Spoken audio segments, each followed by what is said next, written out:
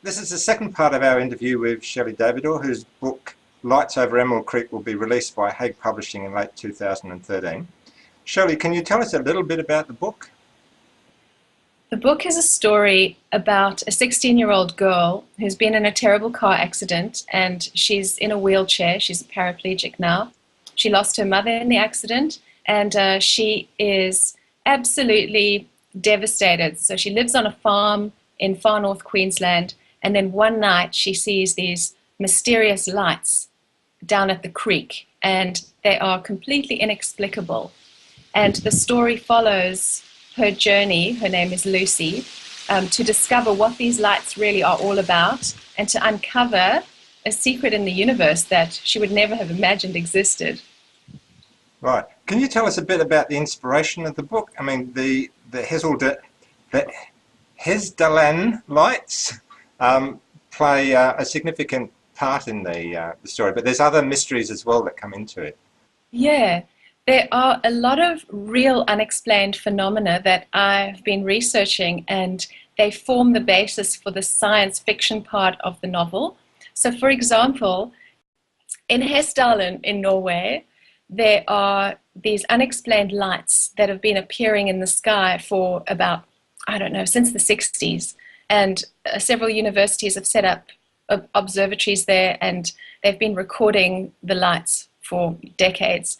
And that to me is really interesting because there are several categories of lights. They all defy one single explanation. So even though a lot of them can be seen as perhaps this is ball lightning, or perhaps this is the result of piezoelectric action between the ground and the air, not sure, but some of them even show geometric shapes, and some of them have been recorded at going through the sky at 30,000 kilometers a second. So it's very, very interesting. And that was partly the inspiration, because I don't know what they are and scientists don't know what they are, but we do know that they are. So that's cool.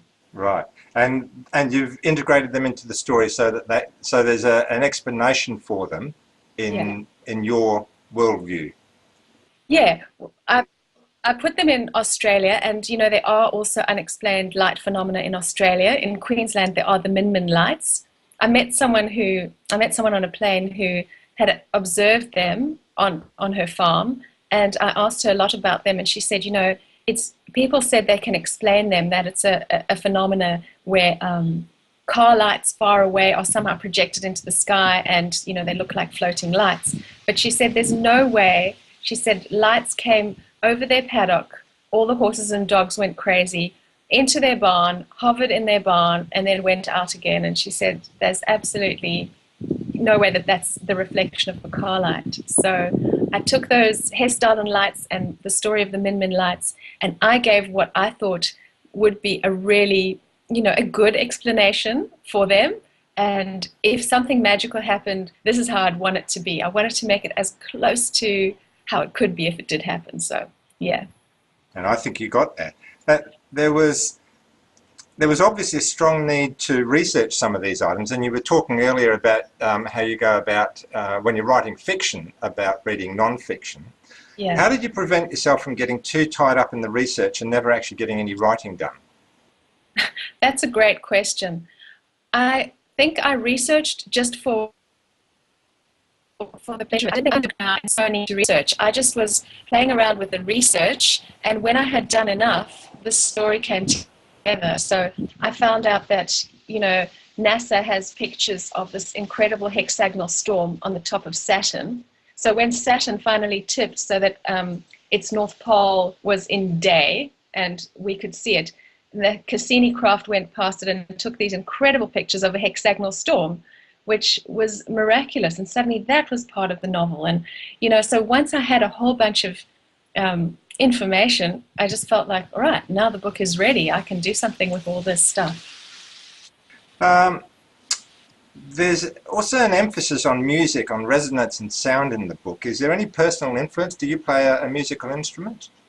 Oh, I wish I played well. I'm a sort of ad hoc musician. I'm a little bit of a violinist and a guitarist, and my son is an extraordinary musician, and so I'm very inspired by watching him and going to concerts. And yes, and I had a young friend who actually became the model for my heroine, Lucy. She was just a magnificent cellist.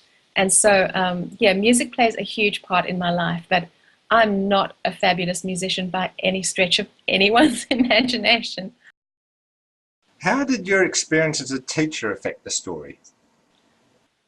I think I have a lot of empathy for young people. So I spend a lot of time with them. I give them a lot of my time. I listen to them.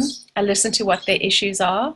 And when I read them this story, I was reading it to year nines, tens, and 11s, and asking them, is this dialogue realistic? Are these issues realistic? And, is this believable? Would she say this? And they actually came back at me and told me when it worked. And then, at one point, a boy said, oh, she'd never say that. And so I quickly deleted it. And so it influences me a lot, being with them, because I feel like I really understand where they're at. I haven't forgotten either. We were all there once.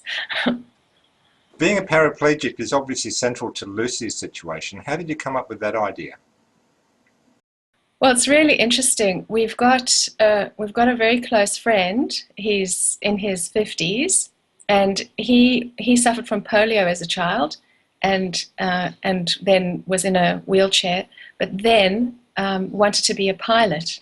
And just knowing him and listening to his story and feeling such admiration for what he did, he essentially became a kind of model for Lucy, because he just defied the ground and went through all kinds of struggles to get his pilot's license, became an instructor, and now flies all over the place. And so that sort of idea of being earthbound and completely not mobile and then being able to fly, that sort of inspired my idea of Lucy. Well, I think that's really a good point to end our discussion on. Just one more question. What are you working on at the moment? At the moment, Andrew, I'm working on a non-fiction memoir called The Immigrant. This is the replacement for Lights Over Emerald Creek for my doctorate, and it's about it's about 5 generations of immigrants who are, my grandparents and their parents. And yeah, I'm using real letters to do it, so it's a very, very different story to Emerald Creek, but it's still quite fun. Okay, I wish you all the best with that. Thanks very much.